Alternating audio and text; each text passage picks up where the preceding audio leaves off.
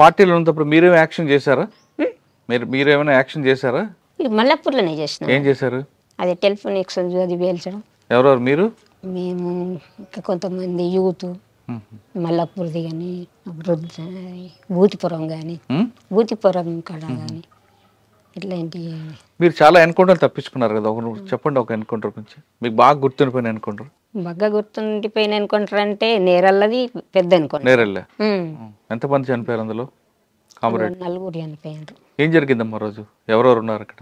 అక్కడ ఎంతమంది ఉన్నామంటే సాగర్ అనేట ఆయన ఉండే, పద్మక్క, ఆ రోజు ఎంతమంది ఉన్నాం, 6 ఉన్నాం. ఎంతమంది? ఎక్కడ జరిగింది? నేరల్లనే. ఎన్ని గంటలకి? 8 అయిందచ్చు, 8:30 అయిందో 9 అయిందో ఉదయం. మేము పొద్దుకే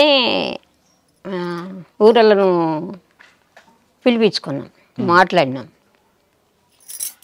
మా దగ్గరికి ఒక జర్నలిస్ట్ వచ్చేది ఉండే ఆ రోజు.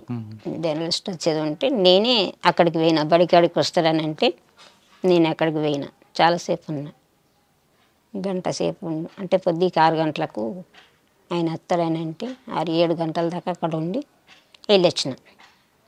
వచ్చాడు ఆయన జర్నలిస్ట్? రాలే.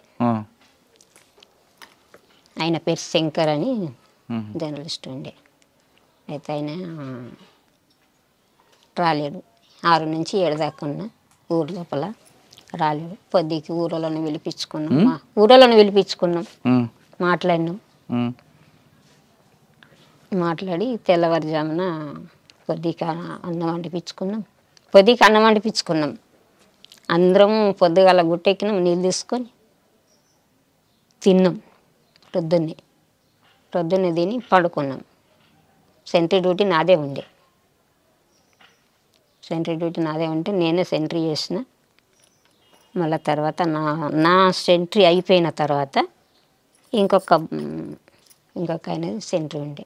ఆయన నా పక్క పొంటే ఉన్నాడు. ఇంకొక ఆమె రాసుకుంటున్నది. వీళ్ళేమో నిద్రపోయింది.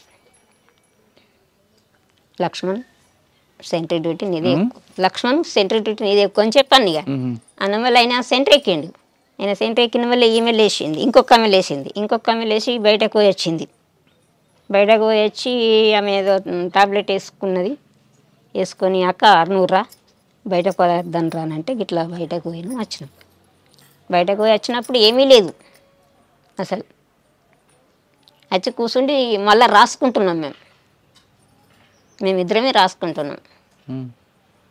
రాసుకునే టైంలోనే ఈ సెంట్రీ ఆయన ఏం చేసిండంటే, అక్క అయ్యము సప్పుడు వినబడుతుందని అన్నాడు. అన్నమల్ల ఏం సప్పుడు అని చెప్పాను. మేము తుపాకీ పట్టుకొని చూసినాం. లేచి చూసేటలకల్లా వాళ్ళు ఫైరింగ్ ఓపెన్ చేసిండ్రు. మేము ఓపెన్ చేసినాం. కానీ వీళ్ళు పడుకున్నట్టుగానే దగ్గర దాకా, అంటే వాళ్ళు మొత్తం ట్రావెలింగ్లో వచ్చిండ్రు అనుకో. మాకు వాళ్ళ తలలు ఏర్పడినాయి కానీ కూర్చొని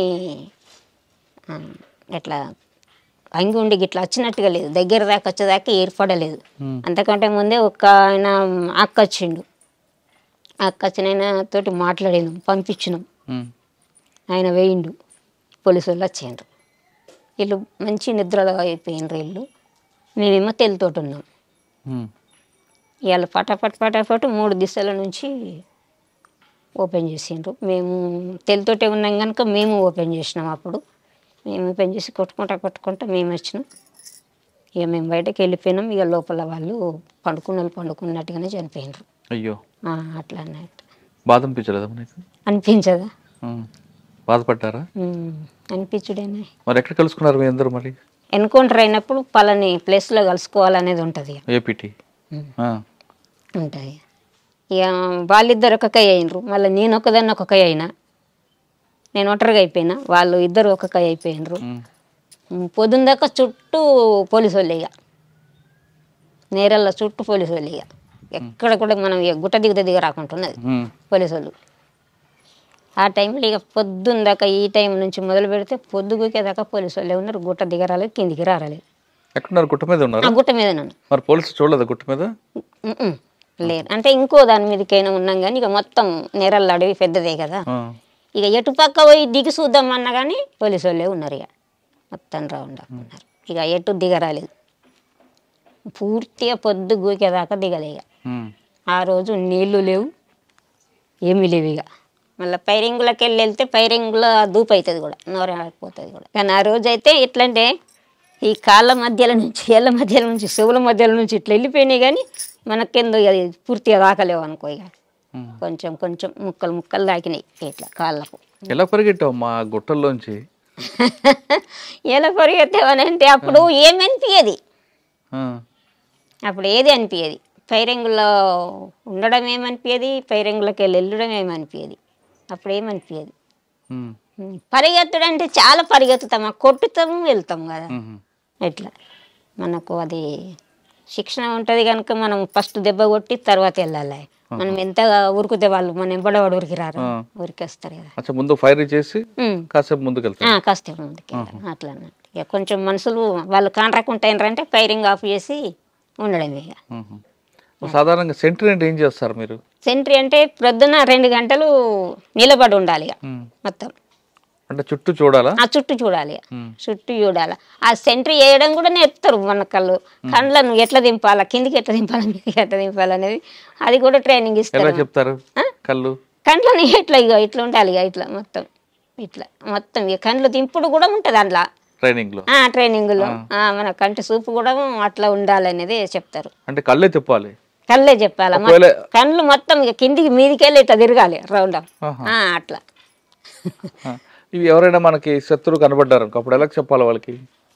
మళ్ళీ ఇక్కడ 2 ఉంటారు కదా, శత్రువు వచ్చిండ్రంటే మన పొంటి ఇంక 2 ఉంటారు, లేకపోతే 1 ఉంటారు అట్లా అన్నట్టు. వాళ్ళకి సైకిల్ చెప్పాలా, మాటతో చెప్పుకోవచ్చు, మాటతో చెప్పుకోవచ్చు. పైన ఉంటారు మీరు?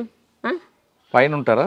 కొద్దిగా దూరం ఉంటారు ఇక, బలం కొంచెం దూరం. సార్ నేరేలు ఎన్కౌంటర్ ఒకటి తప్పించుకున్నాం, ఇంకొక 2 తప్పించుకున్నారు కదా మీరు? ఇంకో 2 ఇంకోటి ఏంటి? పైడు మడుగానే ఉంటది అక్కడ ఎన్కౌంటర్ లో. అక్కడ ఎలా?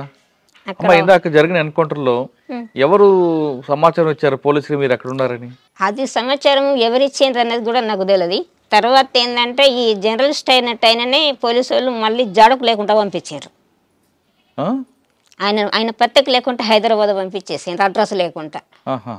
ఆయన ద్వారా వచ్చింది సమాచారం అని అనుకున్నాం. మళ్ళీ ఏంటంటే ఆయన జర్నలిస్ట్ మళ్ళీ ఊర్లో ఉండాలి కదా, జగిత్యాల.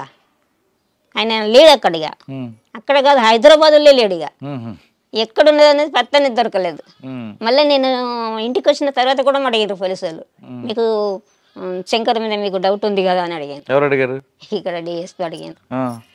4 వైపుల నుంచి చుట్టుముట్టిన నువ్వు అందులోకి వెళ్ళి ఎట్లా వచ్చినావు ఇంకా తను అడిగాను. ఇంకో ఎన్కౌంటర్ చెప్పమ్మా. ఇక పెడమడుగుది దాంట్లో 3 చనిపోయినారు. పెడమడుగులు ఈ గంగుల వెంకటస్వామి, రమేష్ కమాండర్ అంటే చూడు, ఆయన భార్య. మీరు ఉన్నారు అక్కడ? అక్కడ మేము. అది ఎలా జరిగింది? అది మా దళంలో ఉన్న సభ్యుని ఇంటికి అంటే మాకు పరిచయం ఉన్న వాళ్ళ దగ్గరికి భోజనం చెప్పి రమ్మని తోలేసినాం. తోలేస్తే ఆయన ఏం చేసిండంటే ఆయన అంతకంటే ముందే పోలీసు వాళ్ళకి మారిపోయిండు. పోలీసులతో మారిపోయింది ఆయన. ఆ మారిపోయిన సంగతులు మాకు తెలియదు. ఆయనను పంపించినాం.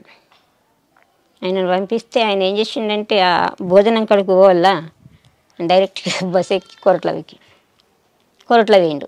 అప్పుడు ఫోన్లు గిండు లేవు కదా, డైరెక్ట్గా ఆయన పోలీసుల దగ్గరికి వేయనని చెప్పిండు నాకు కూడా. ఆయన అట్లా వేయండి పోయి వచ్చిండు. ఆయన వచ్చితేనే పోలీసు వాళ్ళు వచ్చిండ్రు. ఇంకప్పటికి అన్నం రాలేదు, ఈయన వచ్చిండు. అప్పటికి ఎప్పుడంటే ప్రొద్దున పోయిన మనిషి 2-3 గంటలకు వచ్చిండు. ఆయన పోయిన మనిషి 2-3 గంటలకు వచ్చేకల్లా ఈయన ఇప్పటిదాకా రాలేడు. ఎందుకు మాకు డౌట్ వచ్చింది. డౌట్ వచ్చి మరి చదువుకుందామని చెప్పి చదువుకుంటున్నాం, ఇక్కడికి వెళ్ళిపోదామని చదువుకుంటున్నాం. కలస్ పోలీసు వాళ్ళు ఫైరింగ్ రెడీ చేసారు. అది అన్ని పొలాలు, పసుపు తోటలు. అయితే ఇంట్లో కూడా ఏమైందంటే పండుకున్నారు. ఒక ఆయన పండుకున్నాడు.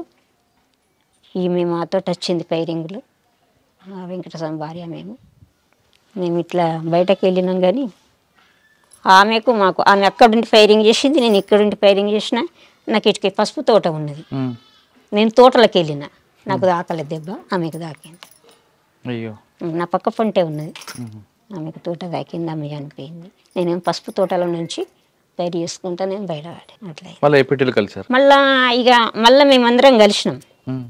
ఈ ఊర్లోకి తోలేసిన ఆయననే మాకు కాంటాక్ట్ కాడికి ఆయనను పంపించిన. మళ్ళీ మాకు చింతకుంటలో కాంటాక్ట్ ఉండే. ఆయన నాకు ఏం చెప్పిందంటే ఈ టీంకు లీడర్గా నేనే ఉన్నా అప్పుడు. ఆమె చనిపోయిన ఆమెనేమో కతలాపూర్ ఏరియాకి ఆమె ఉండే, ఆమె కమాండర్గా ఆమె ఉండే, ఇక్కడ టీంకేమో నేను ఉంటిని. ఆమె చనిపోయి అయితే మళ్ళీ అక్కడికి ఈ ఎప్పుడైతే అన్నం కోసం పంపించినామో ఆయనని అక్కడికి పంపించిన. మళ్ళా పంపించి మరి ఆ రూట్ చెప్పిన ఇంటర్నెట్ ఇట్లా మధ్యాహ్నం నుంచి ఇట్లా పెద్దగుండు కాడికెళ్ళి ఒక తవ్వు ఉంటుంది, ఆ తవ్వ నుంచి ఇట్లా వెళ్ళు అని చెప్పని రూట్ అడ్రస్ అంతా చెప్పి తోలిసిన.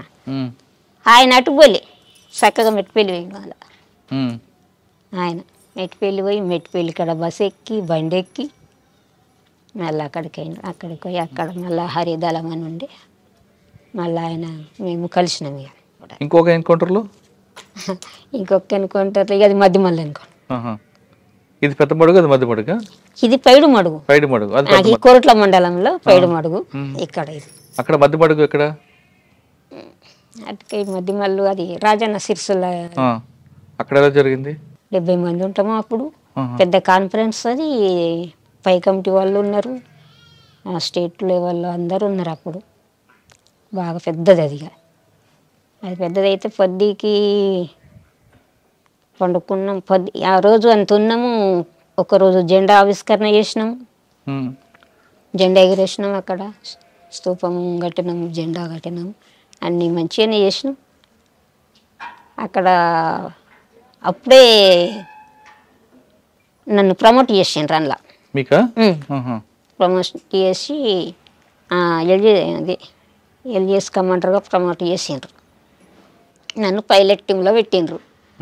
ఆ పెట్రోలింగ్ ఓవుడు మబ్బుల మొదటి బ్యాచ్ పెట్రోలింగ్ ఓవడానికి ఆయన భాస్కర్ అనేట ఆయన జిల్లా కమిటీ మెంబరే. ఆయన ఆ రోజు ఈయన కూడా ఉండొచ్చు కానీ నాకు అంత ఐడియా లేదు. ఈ మల్లేసు కూడా ఉండొచ్చు కానీ ఒక 4-5 పోయినాం. మేము బయటకు వెళ్ళి పెట్రోలింగ్ చూసి వచ్చేటకల్లా మధ్యలో ఫైరింగ్. ఎంతమంది? ఒక ఆమె రజిత అనేట ఆమె అనిపోయింది. ఇంకొక ఆమె కొత్తగా వచ్చింది, అప్పుడే 12 రోజులు గడిచింది ఆమె వచ్చి. ఆమె ఒక్క ఆమె అనిపోయింది. ఒక ఆయన స్టేట్ లెవెల్ పసల రామారెడ్డి అనేట. ఎవరు ఇచ్చారు ఇన్ఫర్మేషన్? అది ఎవరు ఇచ్చిండ్రు అన్నది అదేం తెలియలేదు. పసల రామారెడ్డి అనేట ఆయన స్టేట్ కమిటీ మెంబరు. మా సిరిసిల్లో పనిచేస్తున్నప్పుడు జనశక్తి వాళ్ళు ఎప్పుడు ఎదురుపడలేదా? పడ్డారు. మరి వాళ్ళకి మీకు బాగా యుద్ధం జరిగేది కదా?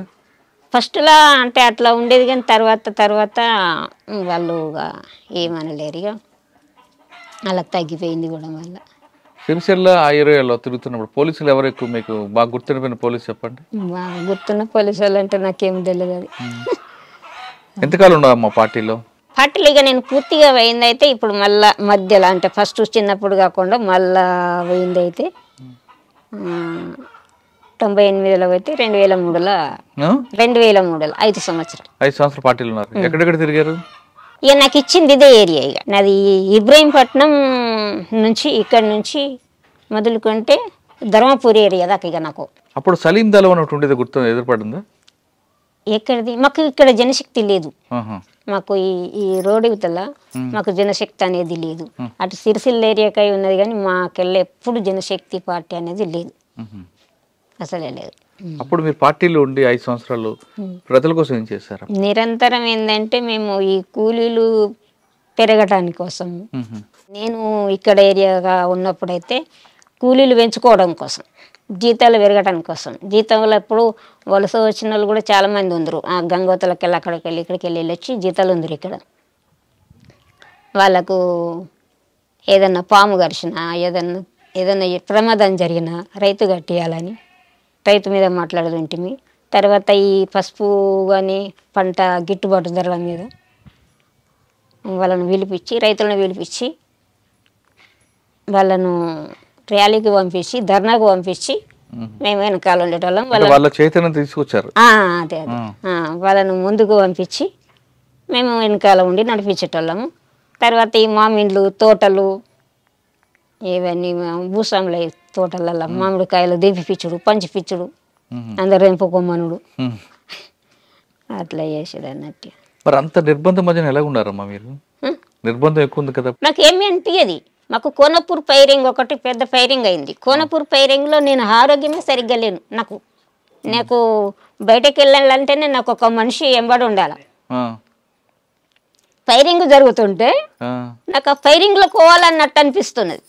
నాకే అప్పటికే నాకు ఇంకా ఆరోగ్యం బాగలేదంటే వీళ్ళందరేమో నువ్వు మెయిన్లో ఉండు అని అన్నారు. నన్ను మెయిన్లో ఉండు అంటే నాకు ఉండబుద్ధి అయితే లేదు. కలసు ఆయన వెంటనే తుపాకు ఓపెన్ చేసి 2 రౌండ్లు కలిపేసిన. 2 రౌండ్లు దెబ్బలు కొట్టినాక మళ్ళీ వెనకకు తీసిండ్రు. దద్దు కోనాపూర్ ఫైరింగ్ ఎంతసేపు జరిగింది? ఓ 3 గంటలు 4 గంటలు జరిగింది. అది ఏం కాలేదా? ఏం కాలేదు. వాళ్ళ వైపు ఏం కాలేదు. 3-4 గంటలు జరిగింది. అట్లా ఉంటుంది అన్నట్టు. ఫైరింగ్ అంటే మంచిగానే అనిపిస్తుంది. చచ్చిపోయినా ఏమనిపించదు, బ్రతికినా ఏమనిపించదు, ఏది ఏమనిపించదు. ఫైరింగ్లో ఇట్లా భయం అనేది అనిపించదు అన్నట్టు. వైరు కొట్టిన వాళ్ళమే కావాలా, ముందరికైనా కావాలనిపిస్తుంది. మళ్ళీ నాకు చాలా ఏముండే అంటే ఫస్ట్ నుంచి ఏముండేలా అంటే నేను పార్టీలో చనిపోవాలనేది ఉండే. అయ్యో ఎందుకు? పార్టీలో అమరు అయితే